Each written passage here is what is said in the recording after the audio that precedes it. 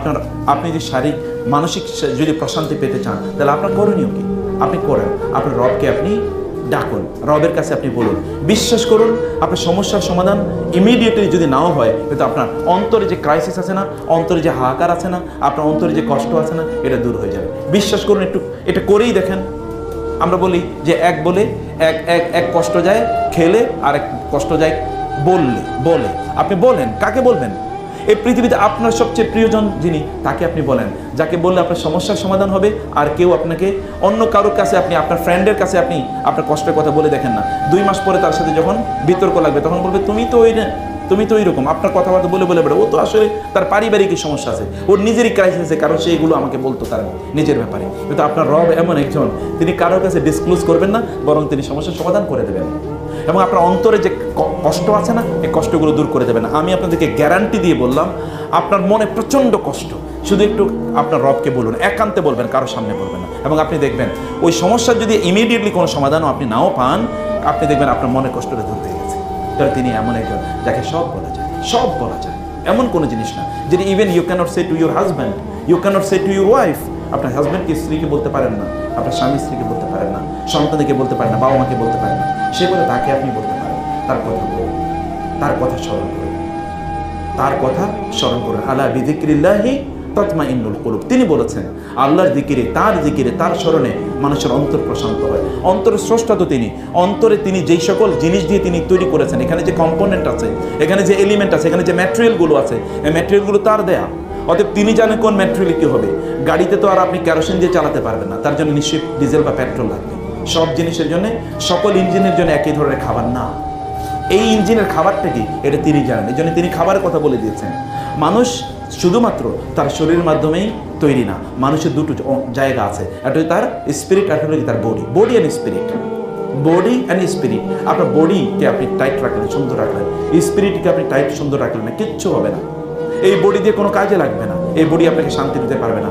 আপনারা তো জানেন, আমার চেয়ে আপনারা অনেক বেশি জানেন, এই পৃথিবীতে যারা সেলিব্রিটি নামে আপনারা যাদেরকে জানেন, যাদেরকে মডেল হিসেবে আপনারা জানেন, সেলিব্রিটি, মডেল, তারকা, এদের দেখবেন তাদের আত্মহত্যার রেট অনেক বেশি, এবং তাদের ফ্যামিলি ক্রাইসিস অনেক বেশি। অধিকাংশ গিয়ে খবর নিয়ে আপনারা দেখবেন তাদের সেখানে কী পরিমাণ ফ্যামিলি ক্রাইসিস আছে।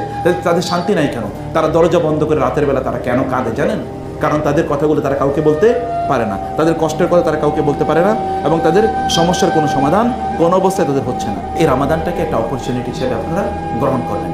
এখন এই রামাদানে আমরা কি করছি? আসলে রামাদানে আমরা রোজা রাখছি। আমরা রোজা রাখার জন্য আপনাদেরকে কিছু প্ল্যানের কথা আমি বলবো। রোজার মর্যাদা, এর সম্মান, এমনকি যে রাসূলুল্লাহ সাল্লাল্লাহু আলাইহি ওয়াসাল্লাম তিনি বলেন, রোজাদারের প্রত্যেকটা জিনিস আল্লাহর কাছে এমন প্রিয় যে একজন রোজাদার তার মুখে খাবারের সারাদিন না খাওয়ার কারণে তার যে মুখে একটা গন্ধ তৈরি হয়, না খাওয়ার কারণে যে গন্ধ, এই গন্ধটা আল্লাহ সুবহানাহু ওয়া তাআলার কাছে মিস্ক আম্বর, অর্থাৎ পৃথিবীর সবচেয়ে দামি পারফিউমের চেয়ে অনেক বেশি প্রিয়। তার মানে কিন্তু আপনি রোজায় আপনি দাঁত মাজবেন না, ব্যাপারটি এরকম না। রাসূলুল্লাহ সাল্লাল্লাহু আলাইহি ওয়াসাল্লাম 6 বেলা তিনি দাঁত মাজতেন ডেইলি। কয় বেলা জানেন আপনারা? কয় বেলা বলতে পারবেন আপনারা? 6 বেলা। এর মধ্যে প্রত্যেক নামাজের আগে তিনি দাঁত মাজতেন, প্রত্যেক ওযুর আগে তিনি দাঁত মাজতেন, প্রত্যেক নামাজের আগে দাঁত মাজতেন, প্রত্যেক ওযুর আগে তিনি দাঁত মাজতেন, প্রত্যেক কোরআন তেলাওয়াতের আগে তিনি দাঁত মাজতেন, প্রত্যেকবার বাসায় যাওয়ার আগে দাঁত মাজতেন। বলুন, বাসায় যাওয়ার আগে, ওয়াও, কি অসাধারণ ঘটনা, তাই না? কারণ বাসায় যাবে, তার স্ত্রীর সাথে দেখা হবে, স্বামীর সাথে দেখা হবে, মুখে দুর্গন্ধ হয়ে তাহলে তো সমস্যা, বাচ্চাদের সাথে দেখা হবে, সবাই এসে তাকে একটু হাত করবে, একটু চুমু দেবে, মুখ থেকে গন্ধ হলে তো সমস্যা। এই জন্য before entering into his own house তিনি কি করতেন? তিনি দাঁত মেজে নিতেন। কি অসাধারণ ব্যক্তিত্ব! এইরকম ব্যক্তিত্ব আল্লাহর কসম আমার জীবনে আমি বহু ব্যক্তির জীবনে পড়েছি। আপনি হাজার হাজার ক্রাইসিস তার জীবনে খুঁজে পাবেন, কিন্তু পৃথিবীর একমাত্র মানুষ যার জীবনে কোনো ক্রাইসিস নাই, মানে এইরকম, যিনি প্রত্যেকটা আপাদমস্তক একটা মডেল, আপাদমস্তক মডেল। বাসায় যাওয়ার আগে দাঁত মাজতে হয়, পৃথিবীর কোনো লিটারেচারে কেউ যদি দেখাতে পারে, আমি চ্যালেঞ্জ করে বলে গেলাম এখানে, nobody said it before him and after him, কেউ বলতে পারেন না। কিন্তু তিনি দাঁত মেজে যেতেন বাসায় যাওয়ার আগে, এটা তিনি করতেন। কোরআন তেলাওয়াতের আগে তিনি দাঁত মাজতেন। রাসূলুল্লাহ সাল্লাল্লাহু আলাইহি ওয়াসাল্লাম রোজা অবস্থায় তিনি রাসূলুল্লাহ সাল্লাল্লাহু আলাইহি ওয়াসাল্লাম তিনি দাঁত মাজতেন। এইভাবে রাসূলুল্লাহ সাল্লাল্লাহু আলাইহি ওয়াসাল্লাম ঘুমাতে যাওয়ার আগে তিনি দাঁত মেজেই তারপরে ঘুমাতে যেতেন। কি অসাধারণ জীবন ব্যবস্থা দেখুন! রাসূলুল্লাহ সাল্লাল্লাহু আলাইহি ওয়াসাল্লাম তিনি বললেন যে একজন রোজাদারের এই গন্ধটি আল্লাহ সুবহানাহু ওয়া কাছে এতটা প্রিয়, মানে রোজাদার আল্লাহর কাছে কতটা মর্যাদাবান। রোজার মধ্যে যদি আমরা এমনি রিলিজিয়াস ভ্যালুগুলোর কথা আমরা বললাম, কিন্তু সায়েন্টিফিক ভ্যালুগুলো তো আপনারা জানেন। এই পৃথিবীতে এখন ডাক্তাররা দেখবেন তারা কিন্তু ফাস্টিংয়ের ব্যাপারে আপনাদেরকে বিভিন্ন ধরনের পরামর্শ দিয়ে থাকে। আমাদের সকল রোগের উৎস কিন্তু পেটটা, আপনারা জানেন তো নিশ্চয়ই। পেট, অর্থাৎ আপনি পেটের মধ্যে কি ভরেছেন, কি খাচ্ছেন আপনি। রাসূলুল্লাহ সাল্লাল্লাহু আলাইহি ওয়াসাল্লাম 1500 বছর আগে বলে দিয়েছেন যে তোমরা তোমাদের পেটকে নিয়ন্ত্রণ করবে, তোমাদের খাদ্যাভ্যাসকে তোমরা নিয়ন্ত্রণ করবে। আমরা 12 মাস যখন খেতে থাকি, 11 মাস যখন আমরা খাই, খাওয়ার কারণে আমাদের পাকস্থলীতে বিভিন্ন ধরনের প্রবলেম সেখানে তৈরি হতে থাকে।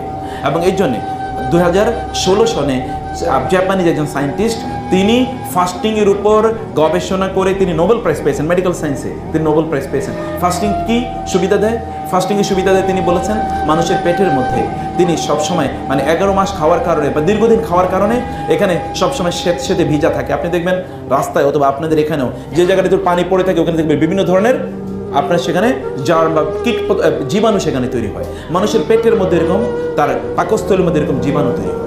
জীবাণু মানে সেখানে তো তার সেল থাকে, এই সেলগুলো এই সেতে থাকতে, ভিজা থাকতে থাকতে এবং এগুলো সবসময় খাবারগুলো কনজিউম করতে করতে, ডাইজেস্ট করতে করতে এটা দুর্বল হয়ে যায়, উইক হয়ে যায়। উইক হয়ে গিয়ে এর মধ্যে ক্যান্সারাস জার্ম তৈরি হয় এবং এগুলো পরবর্তীতে ক্যান্সার উৎপাদনের কারণ ঘটে থাকে।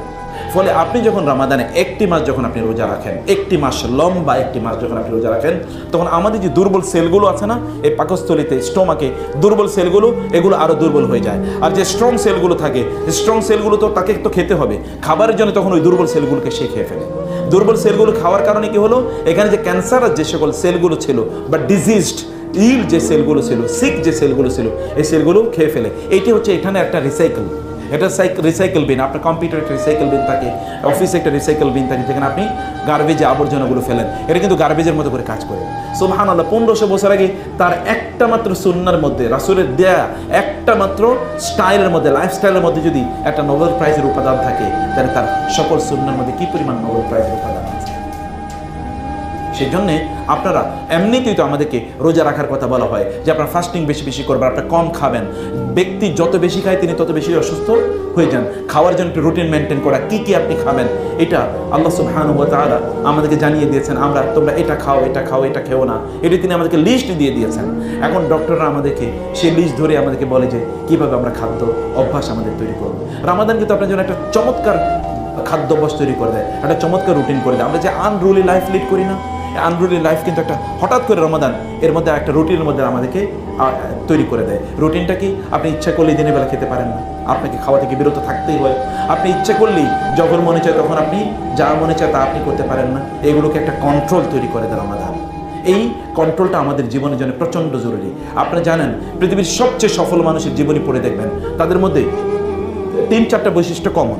তোমাদের একটা বৈশিষ্ট্য হচ্ছে তারা প্রচণ্ড কন্ট্রোল জীবনযাপন করে, প্রচণ্ড কন্ট্রোল।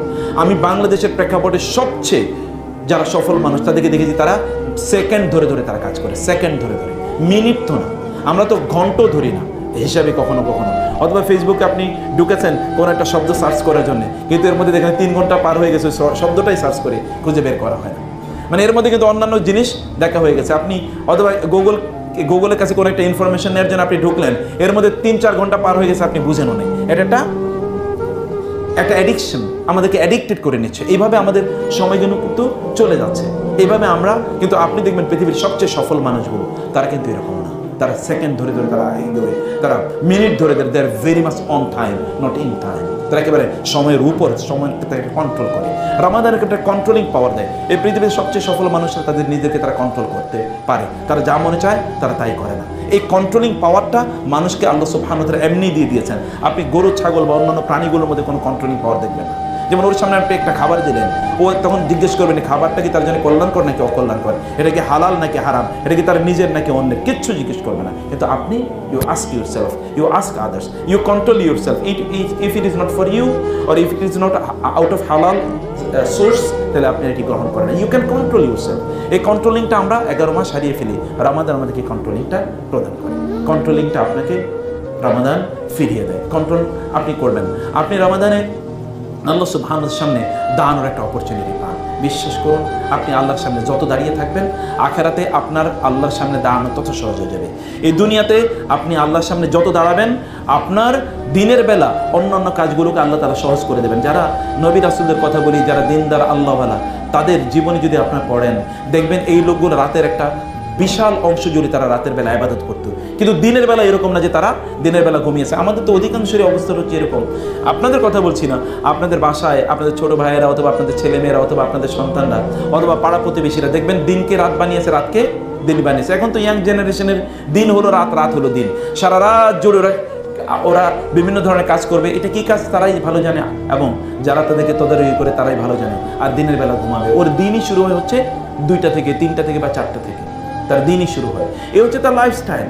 অথচ আপনি পৃথিবীর সবচেয়ে সফল মানুষগুলোকে দেখবেন, তাদের কাউকে আপনি এখনকার যারা আছে, আপনি যদি বিল গেটসের কথা বলেন, স্টিভ জবসের কথা বলেন, ওয়ারেন বাফেটের কথা বলেন, এমনকি এই যে নাম কি জানেন এলেন মাস্ক, তাকে জিজ্ঞেস করেন, আদানের কথা জিজ্ঞেস করে দেখেন, বাংলাদেশের যারা আছে জিজ্ঞেস করে দেখেন তাদের সকালটা কখন শুরু হয়।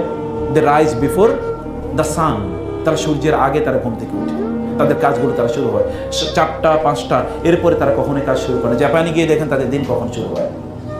এই রমাদান আমাদেরকে এইরকম একটা অভ্যস্ততা তৈরি করে দেয়। রমাদানে আপনি কি করেন, আপনাকে নিশ্চিতভাবে এমন একটা সময় ঘুম থেকে উঠতে হয় সাহারি খাওয়ার জন্য, যখন আল্লাহ তাআলা প্রথম আকাশে নেমে আসেন এবং আপনার প্রার্থনা শোনার জন্য তিনি আগ্রহ ভরে, তিনি অধীর আগ্রহে থাকেন যে আপনি তার কাছে কি বলবেন, আপনি তার কাছে কি চাইবেন। রমাদান এরকম একটি অবস্থা তৈরি করে দেয়। রমাদান আপনাকে বলে যে আপনি লম্বা সময় জুড়ে আপনার সামনে আপনি দাঁড়িয়ে থাকবেন। ওয়ালিমান খাফা মাকামা রাব্বিহি জান্নাতান, যিনি তার রবের সামনে দাঁড়ানোকে ভয় পাবে, আল্লাহ তাআলা তার জন্য ডাবল জান্নাতের ব্যবস্থা করে রেখেছেন। এটি আল্লাহ সুবহানাহু ওয়া তাআলা বলেছেন। প্রিয় বোনেরা এবং ভাইয়েরা, আমি এখন বাস্তব ভিত্তিক আপনাদেরকে মোর প্র্যাকটিক্যাল কিছু টিপসের কথা বলবো, যেগুলো আপনারা পালন করার চেষ্টা করবেন এবারে রমাদানকে কেন্দ্র করে। আমি ভূমিকাতে আপনাদেরকে লম্বা ভূমিকা নিলাম, মূলত কথাগুলো আমি বলে রেখেছি আপনাদেরকে। আপনারা রমাদানে রোজা রাখবেন কিন্তু নামাজ পড়বেন না, এটা যেন না হয়। রমাদান একটা বিশাল অপরচুনিটি, বিশ্বাস করুন। মান কামা রমাদানা ঈমানান ওয়া ইহতিসাবান, মান সামা রমাদানা ঈমানান ওয়া ইহতিসাবান গুফিরা লাহু মা তাকাদ্দামা মিন যামবি। কেউ যদি রমাদানে, সেও যদি আল্লাহর প্রতি ঈমান এনে এবং আল্লাহর কাছ থেকে সওয়াব প্রাপ্তির প্রত্যাশা নিয়ে কেউ যদি রমাদানে রোজা রাখে, কেউ যদি রমাদানে সালাতুত তারাবি তাহাজ্জুদের নামাজ পড়ে, কেউ যদি লাইলাতুল কদরে কেউ যদি নামাজ পড়ে এবং কিয়ামুল লাইল করে, তাইলে আল্লাহ তাআলা তার অতীতের সব গুনাহ মাফ করে দেবেন। এরকম একটা ডিল আপনি কোথায় পাবেন? এই ডিল তো অন্য কোথাও পাওয়ার কোনো সুযোগ নাই। এই যে ডিলটা, এই অপরচুনিটি অথবা আল্লাহর পক্ষ থেকে অফার, এই ডিসকাউন্ট, এটা কেবল রমাদানে পাওয়া যায়। আপনি 1 মাস রোজা রাখলে আপনার অতীতের সব গুনাহ মাফ হয়ে যায়। কোথায় পাবো এই ডিসকাউন্ট? আর কোথায় আছে অপরচুনিটি? রমাদান আপনি সালাতুত তারাবি অথবা কিয়ামুল লাইল করলে অতীতের সব গুনাহ আল্লাহ মাফ করে দেন। এই অফার আপনি কোথায় পাবেন? রমাদানে একটি রাত আছে যে রাতটি 1000 মাসের চেয়ে উত্তম। আমি জানি না আমাদের এখানে কারো বয়স কি 84 বছর আছে? না, কারো থাকার কথা না। এবং 84 বছর বেঁচে থাকবো এরকম এক্সপেকটেশন আমাদের সাধারণ অ্যাভারেজ লাইফ স্প্যান যেটি, তাতে আমরা প্রত্যাশা করতে পারি না। যদি বেঁচে থাকেন তাহলে ইল্লা মাশাআল্লাহ। কিন্তু রাসূল সাল্লাল্লাহু আলাইহি ওয়াসাল্লাম বলেছেন, আমার উম্মতি বাইনা 60 ওয়া 70, আমার উম্মতের অ্যাভারেজ আয়ু হবে 60 থেকে 70। আমার উম্মতের অ্যাভারেজ আয়ু হবে 60 থেকে 70, এটাই অ্যাভারেজ। কেউ একটু বেশি, কেউ একটু কম। 84 বছর 83 বছর কয়েক মাস আপনি ইবাদত করার সওয়াব পাবেন কেবল একটা রাতে। এটা কোথায় আছে পৃথিবীতে? এটা এত বড় ডিসকাউন্ট, এত বড় অফার আর কোথাও নাই। অফারগুলোকে বোঝা দরকার। এই জন্য রমাদান আসার আগে আমরা অধিকাংশই রমাদানকে কেন্দ্র করে আমাদের অনেক প্ল্যান থাকে, অনেক পরিকল্পনা থাকে, কিন্তু এগুলো আমাদের হয়ে ওঠে না। কেন হয়ে ওঠে না? কারণ তার আগে আমাদের কোনো অভ্যস্ততা থাকে না। আমি অনেক স্বপ্ন দেখি এরকম, যেমন এখন রমাদান শুরু, আপনি হয়তো বা প্রথম 3-4 দিন দেখবেন মসজিদগুলো প্রচণ্ডভাবে ভর্তি। আপনিও খুব এনথুসিজম নিয়ে আপনি অনেক রোজা রাখা শুরু করে দেবেন। 3-4 দিন 5-6 দিন পরে দেখা যাবে আর মসজিদেও খুঁজে পাওয়া যায় না, আর রোজার সেই স্পিরিটও আমাদের মধ্যে নাই। কারণ রমাদানকে আমরা কেবল গ্রহণ করেছি এটা একটা খাওয়া দাওয়ার মাস এবং লাস্টে গিয়ে ফুর্তি করার মাস। যেই সময় আমাদের আরও বেশি ইবাদত করার কথা, তখন আমরা ইবাদত একেবারেই নাই। সেটা তো লাস্ট 10 দিন তো সবচেয়ে বেশি গুরুত্বপূর্ণ, যেখানে লাইলাতুল কদর আছে।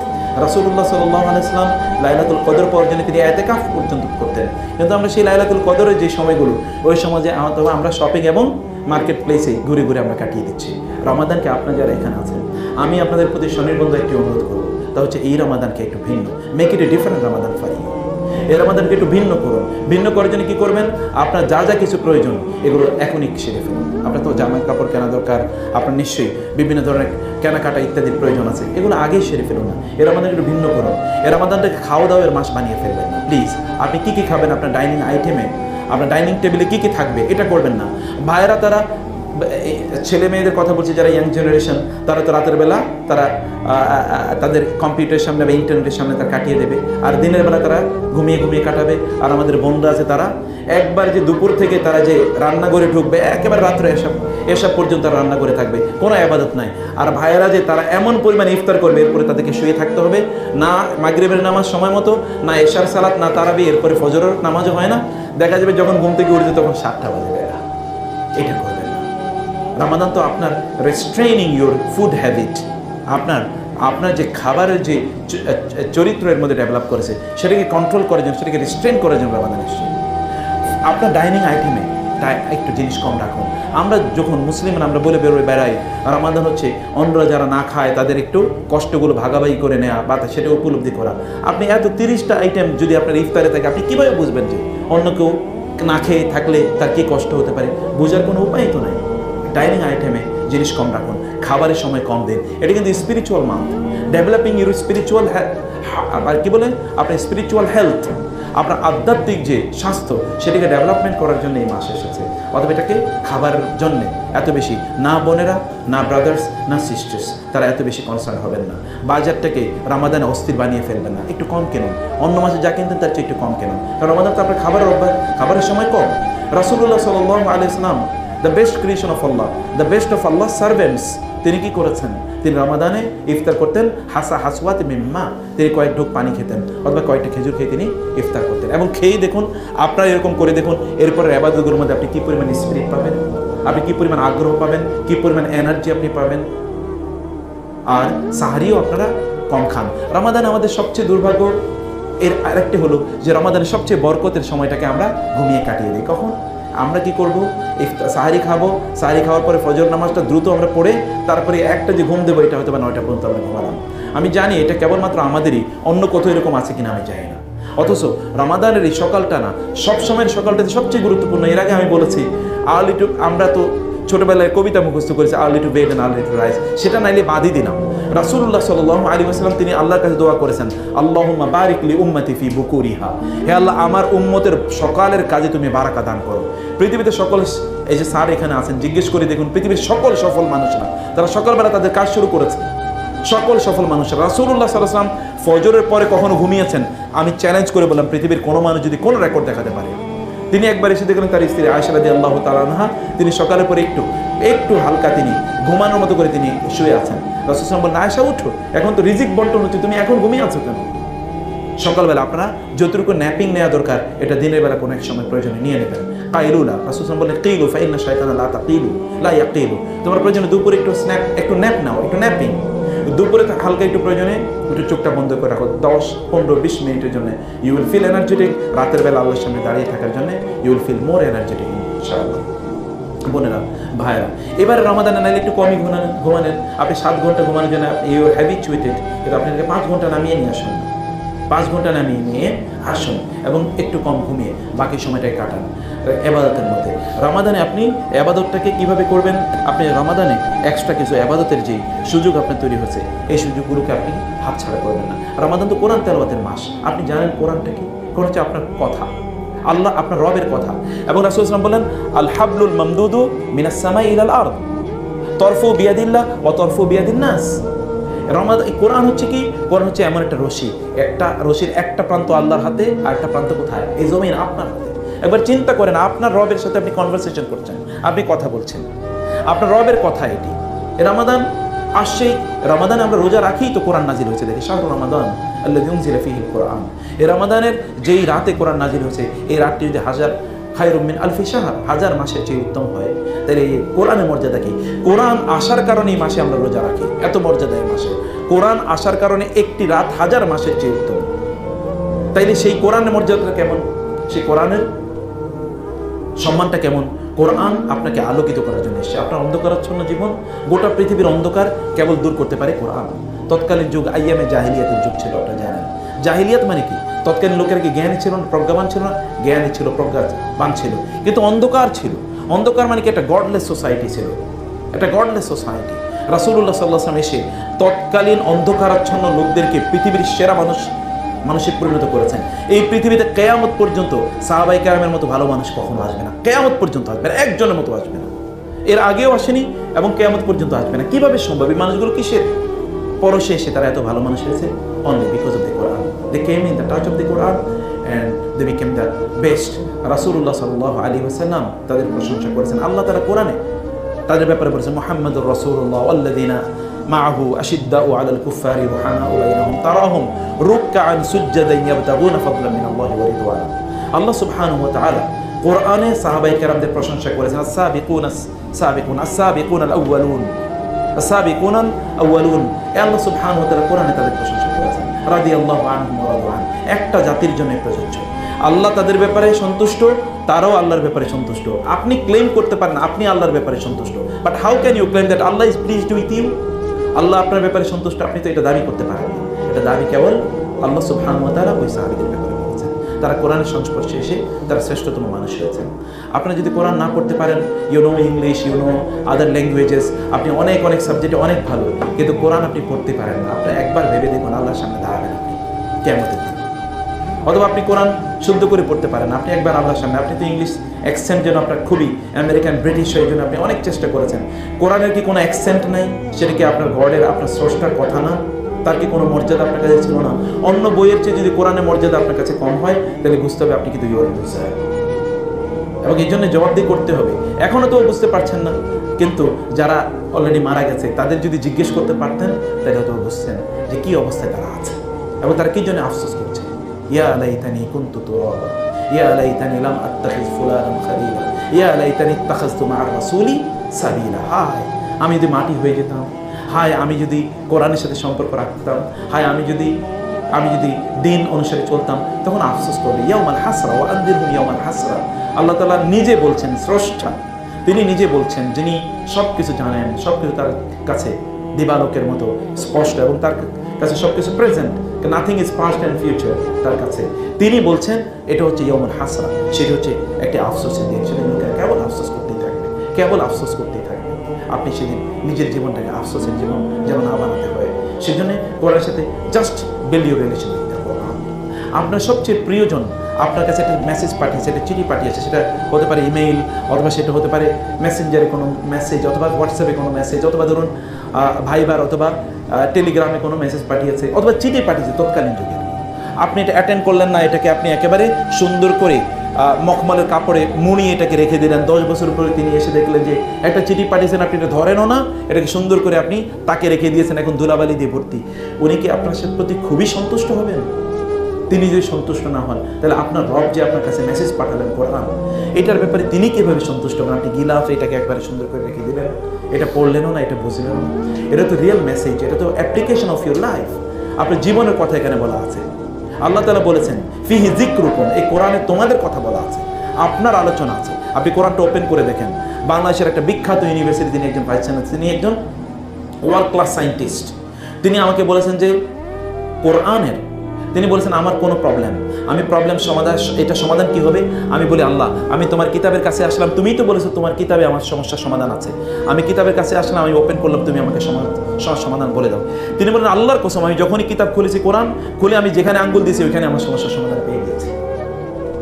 এটাই সত্যি, এটাই বাস্তবতা। এখনো যারা এই পৃথিবীতে, যারা এখনো অমুসলিম থেকে তারা ইসলাম গ্রহণ করছে, বিখ্যাত লোকেরা, আপনি যদি গ্যারি মিলারের কথা বলেন, অথবা জেফ্রি ল্যাংয়ের কথা যদি আপনি বলেন, আপনি মারিয়াম জামিলার কথা বলেন, আরও হাজার হাজার স্টিভ সোয়েবস, যিনি পরবর্তীতে তিনি আপনার ইউসুফ হয়েছেন, এই যে এরকম অসংখ্য লোক যারা ইসলাম গ্রহণ করছে এখনও, কিন্তু আপনি যারা ইসলাম গ্রহণ করছে তাদের amazing stories are narrated in their own languages, এগুলো this are available in YouTube, আপনি গিয়ে দেখেন তারা কি বলেছে।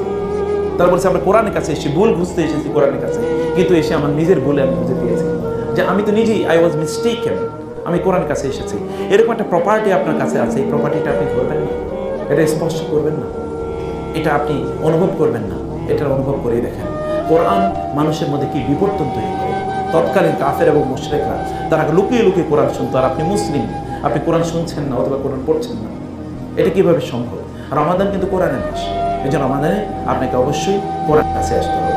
আমি মনে হয় লাস্ট 1-2 মিনিটস আমি শেষ করে দিই। আমি বলছি যে রমাদানে আসার আগে আপনাদের রমাদানে ঢোকার আগে কিছু প্রস্তুতি নেন প্লিজ। এই প্রস্তুতিটা হলো আপনার নিয়তটাকে ঠিক করুন, আপনি সিদ্ধান্ত নিন যে এই রমাদানকে আমি একটু ভিন্নভাবে কাটাবো। কী করবেন এই রমাদান? আপনার অ্যাচিভমেন্টটা কি? আমি জানি এখানে কেউ নিশ্চয়ই 30-40টা রমাদান তো কাটিয়েছেন। 30-40টা রমাদান, প্রত্যেকটা রমাদানে যে আপনার একটা করে অ্যাচিভমেন্ট থাকতো, একটি করে অ্যাচিভমেন্ট থাকলে 40টি অ্যাচিভমেন্ট হতো, 40টি ভার্চু বা গুণ আমার মধ্যে তৈরি হতো। 40টি যেগুলো আমরা ভুল বলছি, এটা আমাদের কাছ থেকে দূর হওয়ার কথা ছিল, সেটা কমপক্ষে এবার রমাদান থেকে শুরু হোক। এবার রমাদান থেকে শুরু হোক কমপক্ষে। Better late than never. কখনো না ঘটার চেয়ে লেটে শুরু হোক, এবার রমাদান থেকে শুরু হোক। আপনি এবার রমাদানটা যেন আপনার ভিন্নতা তৈরি হোক, আপনার ঘরের আবহাওয়া তৈরি হবে। সোশ্যাল মিডিয়া থেকে আমি এখানে সবাইকে অনুরোধ করব, সোশ্যাল মিডিয়া থেকে সময়টা কাট অফ করেন প্লিজ, কাট অফ করেন।